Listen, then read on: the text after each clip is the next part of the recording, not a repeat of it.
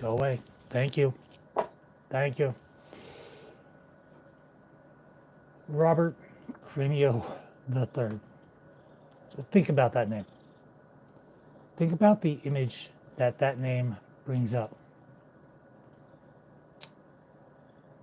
This is the man who thought shooting up a parade was a good idea. There we are. Had to kind of line it up. When is it that the bodies of those lost to mass shootings will outweigh the NRA lobbyists, the Trumpsters screaming about Second Amendment rights, the gun nuts, and everyone else scrambling to protect their precious firearms? When is it that people will finally get a clue that today's mass shooters just see potential targets? Their lives have been so fucked up that they no longer see a reason to live. Cremio the Third, for whatever reason, lost his damn mind. Apparently, he was addicted to mass shootings or the news and raps and shot videos about that shit all the time. And it's a fucking mess. The names of the victims, nah. We're going to focus on two: Kevin and Irina McCarthy, age 35 and 37, were two of the six lost that day, leaving behind a 2-year-old little boy. Think about that shit. In today's weirdly violent society, or at least certain parts of it, death just happens. I mean, death happens everywhere, just fucking everywhere. It sucks when it does. We're never supposed to talk about our mortality because it reminds us of just how fleeting our lives really are. None of us are immortal, and our late teens and early 20s, we often want to live forever, to never die, to be invulnerable, to live infinitely. And as we age and lose people, we tend to focus more and more and more on the very real reality that, yeah, we will fucking die at some point. And though we try our best to avoid situations that might have that unfortunate yet unavoidable eventuality, it happens. That that kid's gonna be fucked up the rest of his life, and there's no telling how he's going to develop. Robert Cremio III is by far inconsequential. Plain as the fucking nose on my face, inconsequential. He just highlights an ongoing problem, which isn't that we've got a mental health crisis. No, it isn't guns. It's about the mockery and the chain reaction that happens all over the place. Actually, let's not kid ourselves at this point. It is about guns because that's the one things that all mass shooters have in common. The fact that they had guns and bullets and prep time. So kind of like a psycho Batman in a way. And you know I'm right, right? It's not just the fact that they decided that particular day to snap and end the lives of men, women, boys, and girls, right? School shooters, church shooters, movie theaters, mall shooters, mass shooters, they're all murderers, predestined to commit atrocities no matter what. And shit's getting crazier all the time, slowly but surely. Our collective subconscious is pushing us faster and faster towards the total societal collapse as we know currently. Our obsession with post-apocalyptic scenarios, zombie uprisings, purge scenarios, serial killers, murderers, monsters, freaks of every shape, size, variant, disease, discovering new ways of killing each other. Outside of that in general,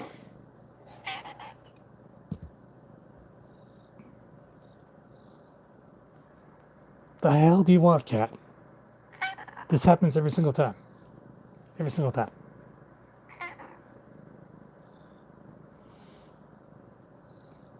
Like, I can never get through a damn post without you, like, popping in randomly going, hey, I'm being adorable. No. No. She does this.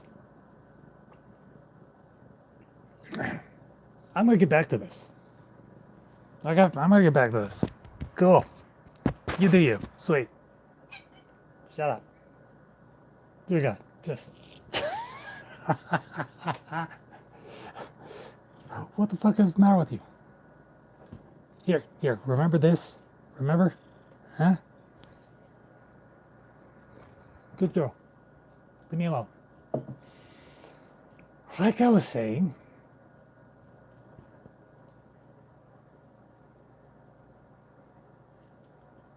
lay down. Lay down. Good girl. Like I was saying, before I was so adorably interrupted.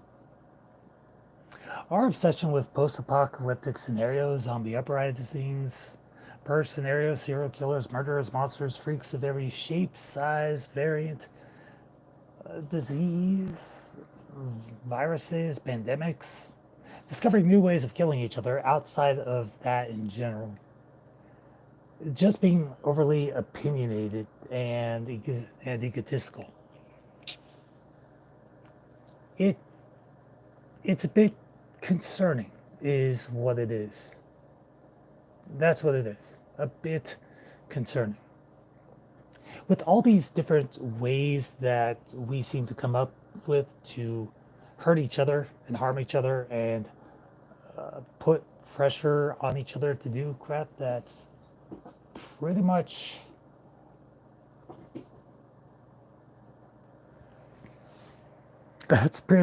counterintuitive to what society is all about. I need coffee.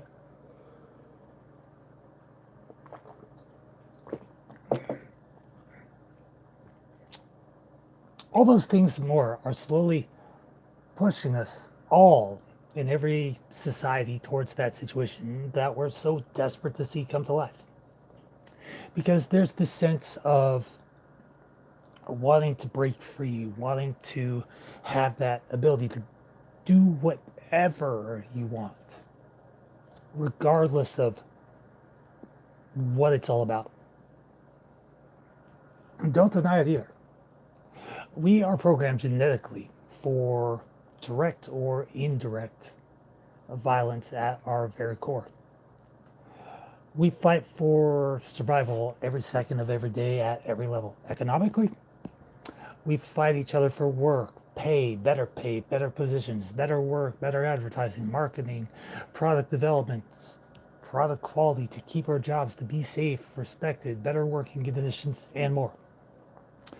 Societally, we fight each other for better views, likes, posts, comments, creations, for others' opinions of us to be better than others, to be better than other people, to get the hotter guy or gal, to have more sex, the better car, house, job, games, electronics, the latest and best, to have better bodies.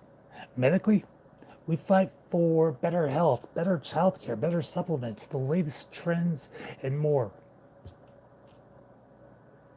And the list keeps going on.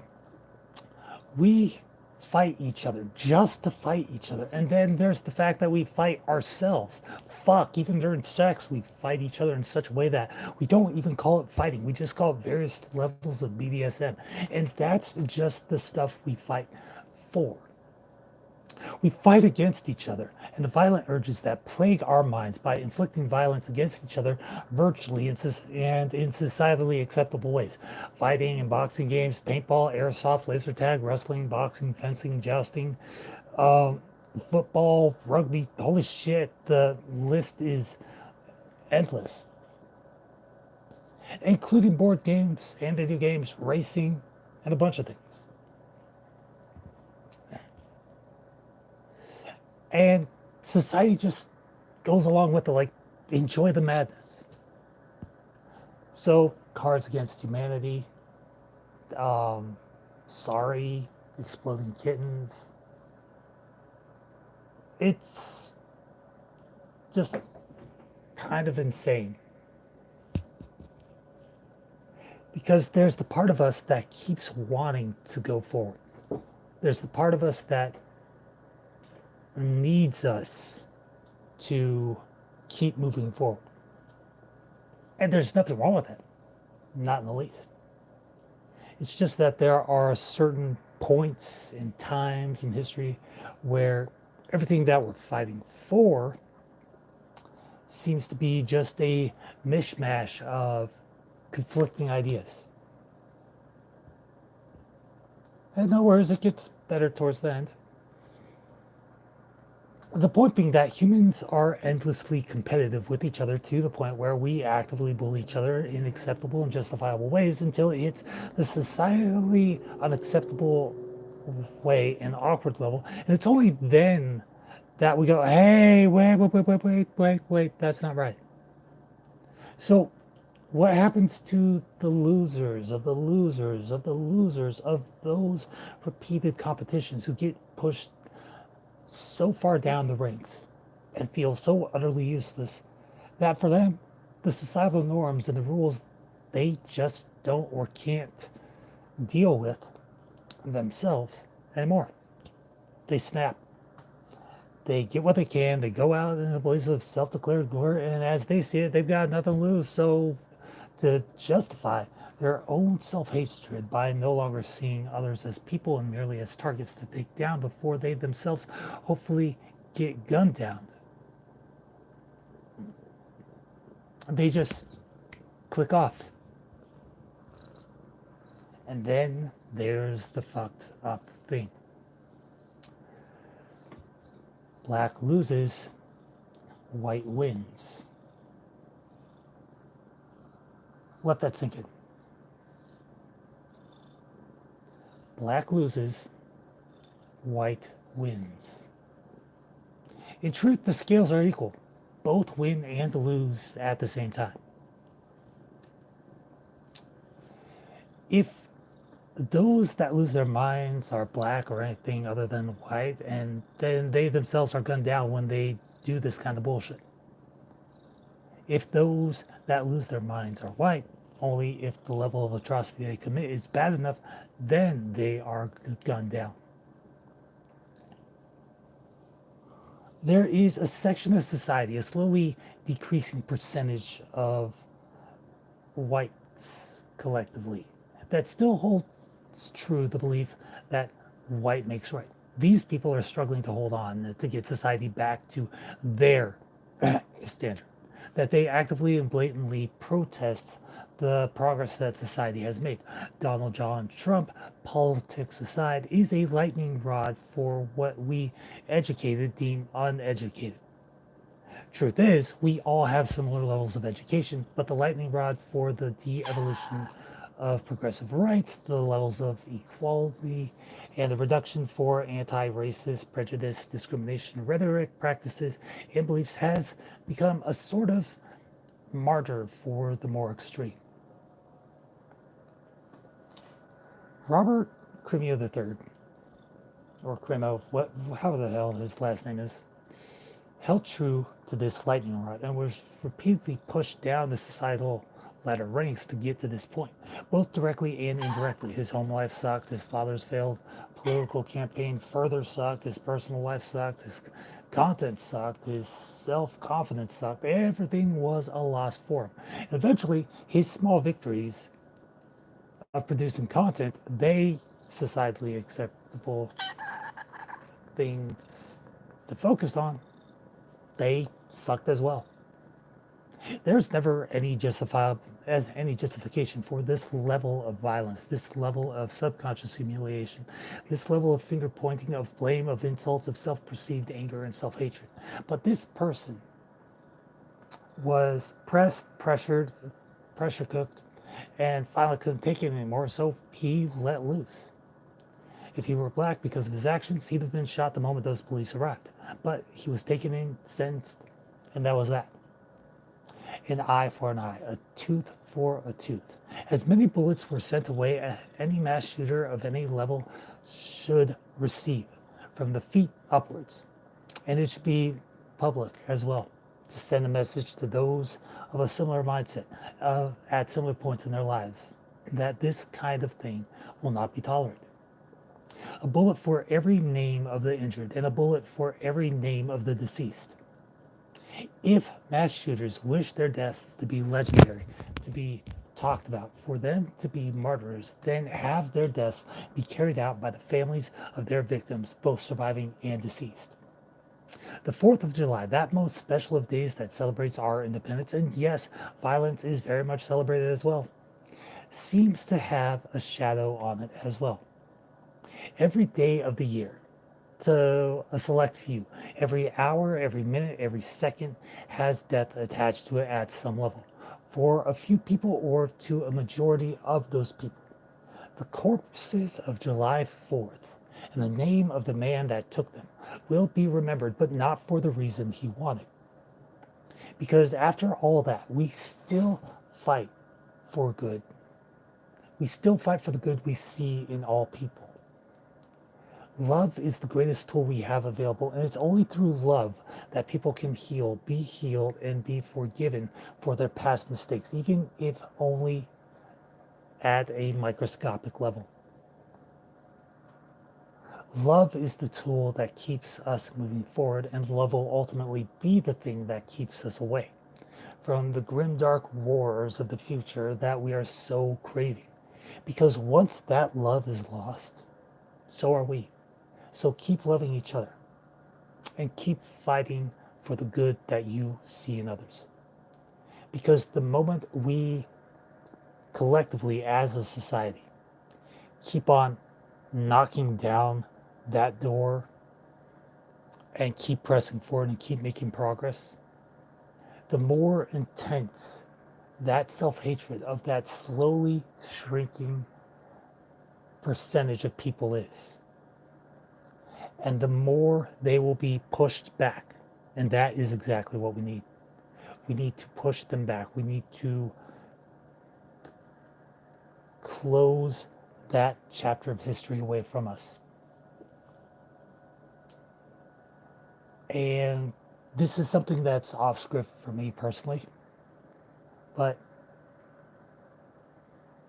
there hasn't been a day that's gone by in the past couple of years where I've thought to myself, okay, what's next? How is this helping us? Because the title of this post was going to be The Corpse of July. I was like, yeah, that's clever. That's a play on words. But then I was like, yeah, but that's way too soon. I was like, you know what? Shit sucks all the time. We are seeing more stories of just things that are absolutely horrifying. And it's not that we intend to focus on it, it's just that negativity seems to attract more eyes, and that's what's popping on the news. That's what the algorithm is picking up. That's what newspaper titles are popping up. If you scroll down any gossip column, it's like immediately negative. So-and-so was caught with so-and-so, oh my. Or the leaders of such and such country decry such and such person. Or this YouTuber, or you can't believe what I just did in Minecraft. It is so insane. Those titles, the connotation, the wording, the verbiage, the way that the sentences are structured, are designed to attract our attention. And we ourselves are kind of programmed into that. But there's a level of acceptable shit talking and stuff that tends to pop out, as it should.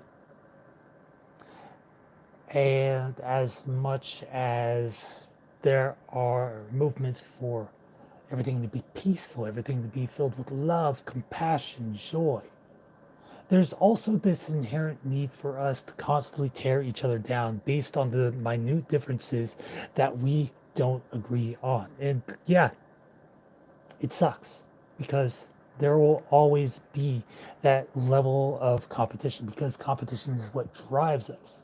Competition is what throws us into that verbiage of self-evolution and self-repair and self-healing. Because the moment that we stop focusing on loving ourselves is the moment that we start taking our own hurt on other people. that truly are just trying to live their lives the best that they can.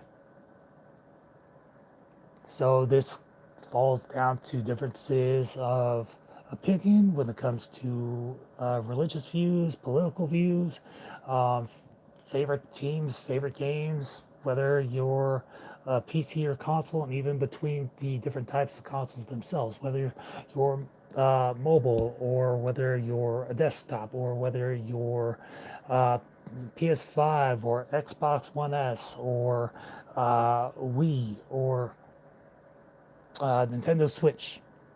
If you're for VR or for in person, if you're for LARPing or tabletop, if for any one of the factions in 40K or any one of the factions in StarCraft, there will always be that level of competition because a competition is what drives us.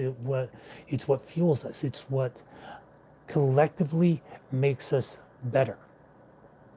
Because without that competition, we stagnate. And when we stagnate, there's no change. Then we start becoming restless and angry and disproportionate, despondent. Because there's always going to be that peace, but there's always going to be that level that's acceptable. And then when we cross that in this area, that's when things start to get a little bit hazy. That's when things start to get just a little bit, are you okay? You doing good? Because we're constantly eyeing each other's social media platforms like YouTube, for instance, TikTok, Twitter, Instagram, Snapchat. We're constantly spying on each other through alternate accounts, through sock accounts, trying to make each other feel like absolute crap about the weirdest of things. It could be as minute as a difference of clothing. And it all starts at elementary school. Like, there's always going to be that one weird kid that isn't like the others. That there's one difference about them that constantly pops it into place. And you've got to think to yourself, how is this popping forward? How is this helping? How is this maintaining? How is this building up? Because there's going to be a possibility that no matter what, that no matter what, it's going to continue on like that.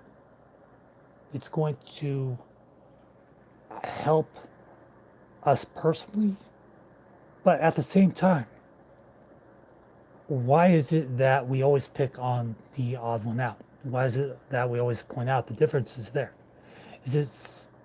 And it's not everyone that does this. It's people that are at a state in their lives where they aren't happy with themselves. They aren't happy with their surroundings. They aren't happy with how their life's going. So they find someone that's different from them. And then they just zone in on them. They're like, what's different about them that I can make fun of, that'll draw the attention of others, so that way I'll feel better about myself. And when they get that positive reinforcement for making said observations, that's when everything tends to kind of click for them. That's when that subroutine pops into place. Okay, if I pick on this guy or this gal, and I get positive feedback from others, then that's going to be good for me. And then it just continues, and that's where it starts with that initial first reaction. And then that is how they, whoever they are, man, woman, toaster, doesn't matter, kind of form their own subconscious self-confidence factory.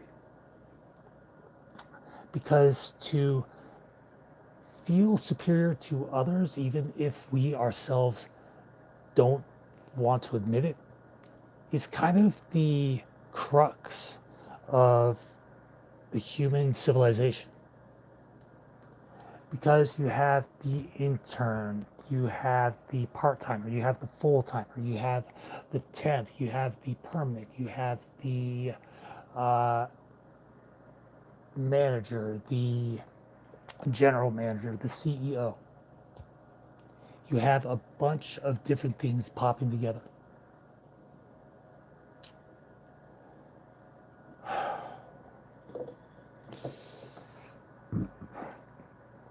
So as long as you're able to have that level of competition, that's what pops into place. I had some people pop in the chat earlier. I'm gonna see what the hell that is. Hi. Hi? Okay, cool. So live chat is visible. So Lucas Best Gaming, hello. My brain is just like all over the place right now. It's just like chippy. Because it took me like a couple of days to write that post because I was like processing everything. And I was like, this is fun. This is great. Then I had like a bunch of times, so I was like, all right, cool. I'm just going to knock this out. And hey, Shark Boy, what's up? So I'm just like, all right, cool. Switching gears for a moment. I've been playing a lot of Fallout 4. Let's see what else. People Playground. Not so much No Man's Sky. I did play the crap out of the Outer Worlds. And I did play a lot of RimWorld, which is actually pretty fun. Then there's always Risk of Rain, which I need to figure out what's going on there. Streets of Rogue, I do love my top downs. Those are absolutely awesome. However, Teardown at the moment is my bread and butter because there's something about destruction physics that's just like, it hits that spot. It's like, oh, and as I was talking about, there's a level of acceptable violence. And then there's like that step above that's like, well, dude, that ain't right. You just kind of need to calm down. So I was just doing my thing. Who sent me what and why?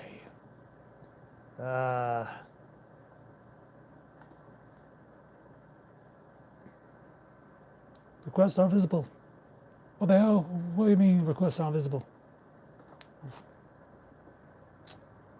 This is request. No. Da da da da da da. Requests aren't. Hi. I love it. I love advertisers. Advertisers are so fun. Da da da da da da da da da da da da.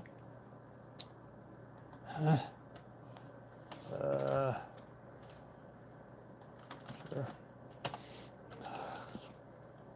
Oh.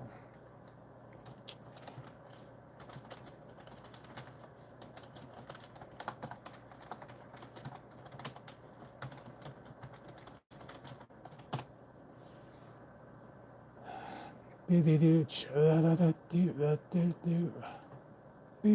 beep beep beep. I'm gonna check. Okay.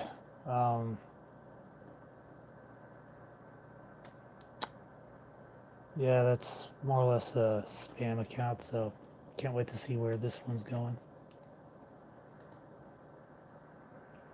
Like, there is no woman on earth who'd actually be interested in me. I mean, by societal standards, because I live with my folks, I don't drive, I do have a job. But like self-confidence wise, that's just been absolutely decimated. First by Ashley, then by Danny. So it's just been all over the place. There were a few others that popped in, but they were like, hey, I need you to sign up for this, and then we're going to do a thing. I'm like, I'm not doing that because I don't have the money for it. Why the fuck would I sign up for a phone service when I already have a phone service? HWGFX, what up? Ha ha ha. Like, so I'm very much trying to focus on myself, and it's just kind of trippy. Because as much as I want to believe that there's no one out there for me, I definitely do know that how GFX, HW. Oh no, I got that, but I don't know your age, and I don't know if you're someone I know or someone I don't know. Not to mention that I don't go for the anyone under 18. Actually, anyone under 21. And I'm straight. But I do like everyone. There's that general love thing going on. But as for like deep connection and whatnot, that's awesome. So I know that eventually the universe is going to be like, hey, you know that belief system that you had that, you're not meant for anyone? Well, we're going to force you into a relationship type situation and see how you fare. Yay. And then I have to deal with that. I'm like, great, this is exactly what I wanted. This is just amazing. Because it was decent, I'm not gonna lie. It was boring. I did not do a thing. I try not to fall into old habits of like going for the same gal because I need a relationship that's, in person. Like I'm able to see them, to talk to them, to do a whole bunch with them. It's just frustrating for me. But my fourth was alright. It wasn't anything special. It was just trying to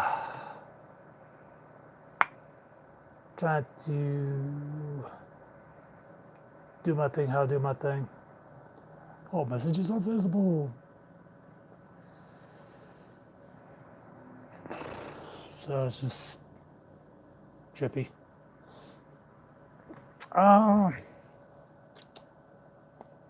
But I didn't really do anything. I was working. Then I came home, fell asleep, and got a message from the boss going, hey, we're going to switch you. You're going to be on the different projects. I'm like, cool. I got that. So I'm just trippy. I'm trying not to focus so much on Danny as much. That is something that's incredibly hard for me because I do tend to get incredibly attached really, really fast. And it's kind of a pain in the butt for me to shake. So actually, no, I'm just gonna ramble on that for a bit because I do have a lot of faults that I can admit that desperately need to be worked on. And that whole entire song, Why Do Fools Fall in Love, is probably something that I've been meaning to work on for a bit, as well as make better posts because I do have a lot of decent content on my blog. It's just like, great. Just takes me a while to get something up and going. New posts. Because there's plan to be invisible. Oh my fucking god. There's like, I don't know. I don't know. Because there's like shit like Nazi beer pong, R. Kelly crying, and arrested Michael Jackson. What the fuck? I was like, what? What the hell?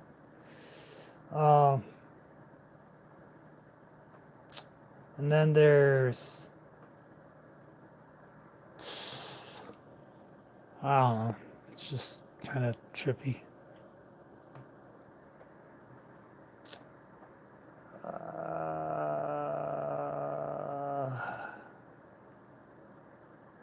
Yeah. Then there's like drunk blog posts that I've done in the past where I was like, what?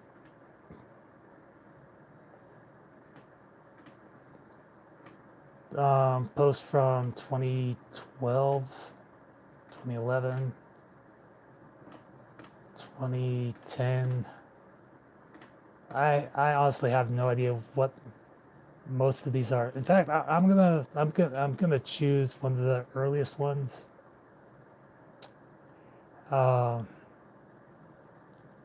March 12th.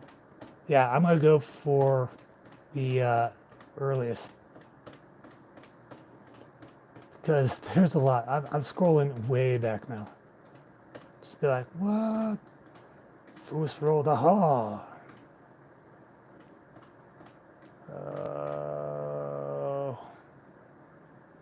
No.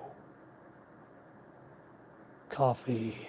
So the earliest one that I can find is November 17th at 2008.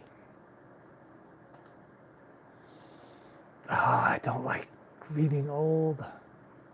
I don't like reading old posts. Oh.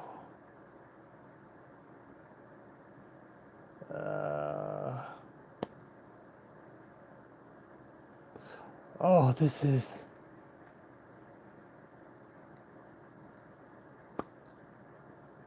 Ew.